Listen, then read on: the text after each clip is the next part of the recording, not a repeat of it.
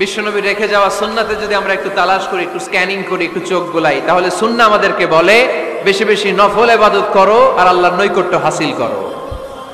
সুবহানাল্লাহ পড়বেন না? কোরআন বলেছে সেজদায় লুটিয়ে পড়ো। যা যা বললাম আমি ওঠার আগে জিজ্ঞেস করে আবার শুনে যাব। কোরআন বলছে কি আর সুন্নাহ কি বলে? নফল ইবাদত। আওয়াজ করে বলতে হবে সুন্নাহ কি বলে? বুখারীর বর্ণনা, আল্লাহর হাবিব সাল্লাল্লাহু আলাইহি ওয়াসাল্লাম বলেন, মা ইয়াজালু আবদি ইয়াতাকাররাবু ইলাইয়া বিন-নওয়াফিল, বান্দা যত বেশি নফল ইবাদত করতে থাকে, করতে করতে করতে করতে বান্দা আমার কাছের নৈকট্য প্রাপ্ত বান্দা হয়ে যায়।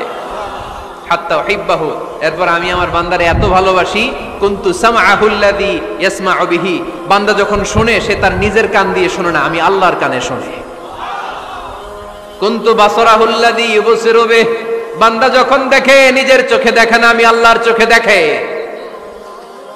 ওয়ায়াদাহুল্লাতী ইয়াবতিশু বিহা, বান্দা যখন কিছু ধরে বান্দার হাতে ধরে না, আমি আল্লাহর হাতে ধরে।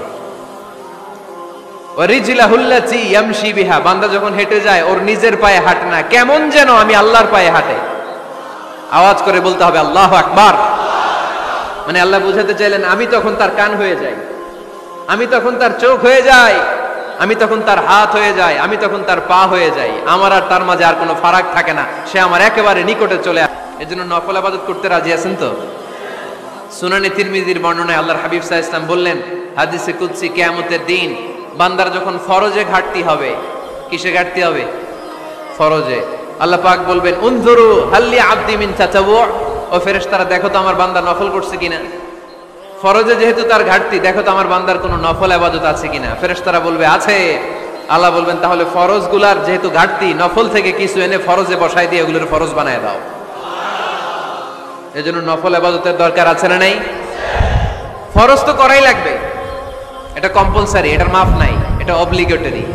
নফল করে আল্লাহর কাছে যাওয়া যায়, নফল হচ্ছে ওভারটাইম। নফল ইবাদত কেমন? আওয়াজ করে বলেন। তাহলে কোরআনের আলোকে আমরা জানলাম যে আল্লাহর কাছে যেতে হলে কি করতে হয়? সেজদা দিতে হয়। আর সুন্নাহর আলোকে আমরা জানলাম আল্লাহর কাছে যেতে হলে কি করার মাধ্যমে কাছে যেতে হয়? আওয়াজ করে বলেন। নফল ইবাদত করতে রাজি আছেন সবাই? সবচাইতে শ্রেষ্ঠ নফল ইবাদত হচ্ছে কোরআনের তেলাওয়াত, ঠিক কি না? আল্লাহর হাবিব সাল্লাল্লাহু আলাইহি ওয়াসাল্লাম বললেন, নফল ইবাদতের মাধ্যমে আল্লাহর কাছে যেতে চাও, নৈকট্যপ্রাপ্ত বান্দা হতে চাও, আফদলুল ইবাদাতি তিলাওয়াতুল কোরআন। সবচাইতে যত নফল ইবাদতের লিস্ট হতে পারে, এই লিস্টে র‍্যাঙ্কিং এ 1 নাম্বার থাকবে কোরআনের তেলাওয়াত। এই কোরআন তেলাওয়াত করতে রাজি আছেন তো? তাহলে কোরআন তেলাওয়াত করব। 2 নাম্বার তাহাজ্জুদের সালাত করব।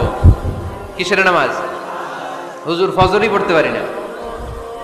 ফজরই যে ফজর পড়ে তার জন্যই না তাহাজ্জুদ, ঠিক কি না? ফজরই তো পড়তে পারি না, তাহাজ্জুদ করব কখন? তাহাজ্জুদ পড়লে আপনার মর্যাদা বাড়ায় দিবে কে? তাহাজ্জুদের নামাজ যারা পড়বে তাদের মর্যাদা বাড়িয়ে দেয় কে? কারণ ওই মুহূর্তে আল্লাহ প্রথম আকাশে নেমে আসেন আর ডাকে, আলা মিন মুস্তাগফিরিন আগফিরালা, কার ক্ষমা দরকার ক্ষমা চা, ক্ষমা করে দেব। আলা মিন মুস্তাকসিন আকসুলা, কার খাবারের দরকার পোশাকের দরকার চাও দিয়ে দেব। চাও, কার কি লাগবে চাও আমি দিয়ে দেব। এজন্য শেষ রাতের দোয়া আল্লাহ কবুল করে। এই যে রমজান আসতেছে না সামনে, ঘুমে অলসে আমাদের রাত কেটে যায়, সেজদা দেওয়ার সময় নাই, কখন প্রভুর দরবারে হাজিরা দেব, কখন সেজদা দেব। আল্লাহর হাবিব সাল্লাল্লাহু আলাইহি ওয়াসাল্লাম বললেন, আকরাবু মা ইয়াকুনুল আবদু মির রাব্বিহি ওয়া হুয়া সাজিদ ফাকসিরু ফীহি দুআ। তোমরা যখন সেজদায় লুটিয়ে পড়ো তখন তোমরা আল্লাহর সবচাইতে কাছে চলে যাও। এজন্য ওই সময় বেশি বেশি আল্লাহর কাছে চেয়ে নাও। সুবহানাল্লাহ পড়েন। মনের যত আকুতি আছে, যত জ্বালা আছে, যত বেদনা, সেজদায় পড়ে আল্লাহরে বলার দরকার আছে না নাই? কারণ কেউ যেটা শোনে না, শোনে কে? পরীক্ষায় ভালো করতে চান, সেজদায় লুটিয়ে পড়ে আল্লাহরে বলেন। নেককার স্ত্রী চান, সেজদায় পড়ে আল্লাহরে বলেন। নেককার সন্তান চান, সেজদায় লুটিয়ে পড়ে আল্লাহরে বলেন। বিসিএস পরীক্ষায় টিকতে চান, সেজদায় লুটিয়ে পড়ে আল্লাহকে বলেন। মনের যত জ্বালা, যত যন্ত্রণা, যত আকুতি, যত হাহাকার, সেজদায় লুটিয়ে পড়ে আল্লাহরে বলেন। কারণ আল্লাহর দরবার এমন দরবার, এই দরবার থেকে কেউ কোনোদিন খালি হাতে ফিরে না। চিল্লায় বলেন ঠিক কি না? আকরাবু মা ইয়াকুনুল আবদু মির রাব্বিহি ওয়া হুয়া সাজিদ। বান্দা যখন সেজদায় লুটিয়ে পড়ে, বান্দা আল্লাহর সবচাইতে কাছে চলে যায়। এই কথাটা মনে থাকবে আপনাদের সবার। আমরা কখন আল্লাহর সবচেয়ে কাছে যাই? আওয়াজ করে বলেন, যখন আমরা সেজদায় পড়ে থাকি। আপাত দৃষ্টিতে মনে হয় সেজদাটা যখন দেই জায়নামাজের উপরে আমার কপালটা পড়ে, সেজদাটা যখন দেই মসজিদের টাইলসের উপরে আমার সেজদাটা পড়ে, সেজদাটা যখন দেই মনে হয় যে মসজিদের কাপড়ের উপর আমার কপালটা পড়ে। কিন্তু বিশ্বনবী বলেন না, তোমার কপালটা আল্লাহর কুদরতি পায়ের উপরে পড়ে। আকরাবু মা ইয়াকুনুল আবদু মির রাব্বিহি ওয়া হুয়া সাজিদ। বান্দা যখন সেজদায় লুটিয়ে পড়ে, বান্দা আল্লাহর সবচাইতে কাছে চলে যায়। তাহলে কোরআন আমাদেরকে জানালো, যদি আল্লাহর প্রিয় হতে চাও সেজদায় লুটিয়ে পড়ো। আল্লাহর প্রিয় হতে চাইলে কি করব? আওয়াজ করে বলেন, কি করতে হবে? আল্লাহর হাবিব সাল্লাল্লাহু আলাইহি ওয়াসাল্লাম লম্বা সময় ধরে রাতে সেজদায় পড়ে থাকতেন। কিন্তু আমরা রুকুর মধ্যে তাড়াহুড়ো করি, সেজদা দিতে যে তাড়াহুড়ো করি, এরকম আছে না? না, আপনারা তাড়াহুড়ো করেন? করবেন না আমার ভাইয়েরা। There is no rushing in সালাহ। সালাতে তাড়াহুড়ো নেই। There is no hastiness in সালাহ। সালাতে কোনো তাড়াহুড়ো নেই। সল্লু সালাতান মুআদ্দি'। এমন ভাবে নামাজে দাঁড়াবেন মনে করবেন এটাই হতে পারে আমার জীবনের শেষ নামাজ, ঠিক কি না? Perform the Salah as if this is your last and final prayer. এমন ভাবে মুসল্লায় দাঁড়ান মনে করেন এটাই হতে পারে জীবনের শেষ নামাজ। This is my last chance.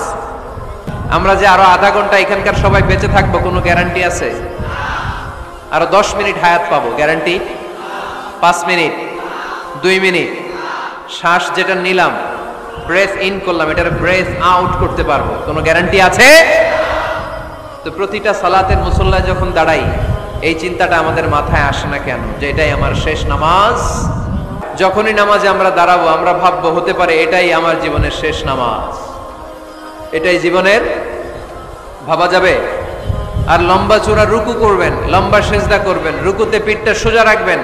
আল্লাহর হাবিব সাল্লাল্লাহু আলাইহি ওয়াসাল্লাম যখন রুকু করতেন পিঠটা থাকতো স্ট্রেট ফরওয়ার্ড, বাঁকাও না উঁচুও না। ওয়াকানা বাইনা যালিক। সাহাবারা বলতেন আল্লাহর হাবিব সাল্লাল্লাহু আলাইহি ওয়াসাল্লামের রুকুর পিঠের উপরে পানি ভর্তি কোনো গ্লাস রেখে দিলে গ্লাসটাও কাঁপবে না, পানিটাও পড়বে না। তার মানে বাঁকা ছিল পিঠ, তাই না? কি ছিল? সোজা। আবার আল্লাহর হাবিব সাল্লাল্লাহু আলাইহি ওয়াসাল্লাম বললেন সবচেয়ে বড় চোর যে নামাজে চুরি করে। সাহাবারা বললেন কাইফা ইয়াসরিকু ফিস সালাহ, নামাজে কেমনে চুরি করে? আল্লাহর হাবিব সাল্লাল্লাহু আলাইহি ওয়াসাল্লাম বললেন ইয়াসরিকু ফি রুকুইহি ওয়া সুজুদিহি, রুকু সেজদায় চুরি করে। এরকম নামাজ চোর আছে না নাই? রুকু থেকে সোজা হয়ে দাঁড়িয়ে কয়েক সেকেন্ড আপনি রিল্যাক্স করবেন। প্রথম সেজদা দিয়ে আপনি সোজা হয়ে বসে কয়েক সেকেন্ড রিল্যাক্স করবেন। কি করবেন? রিল্যাক্স। আওয়াজ করে পড়েন সবাই, রিল্যাক্স। নামাজে তাড়াহুড়ো নাই, সালাত হচ্ছে মেডিটেশন, রিল্যাক্স।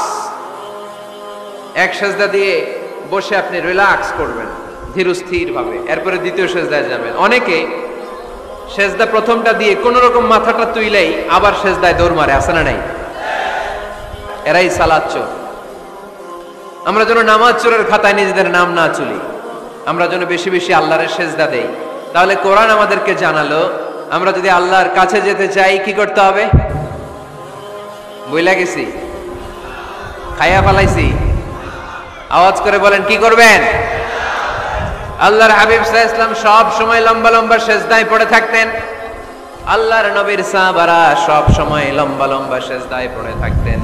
আল্লাহ বলেন তারাহুম রুকআন সুজদা। আপনি দেখবেন আল্লাহর নবীর সাহাবারা আবু বকর, ওমর, উসমান, আলী রাদিয়াল্লাহু তাআলা আনহুম আজমাইন, তাদের স্বভাব ছিল বিপদে পড়লেই লম্বা লম্বা সেজদায় পড়ে যেতেন।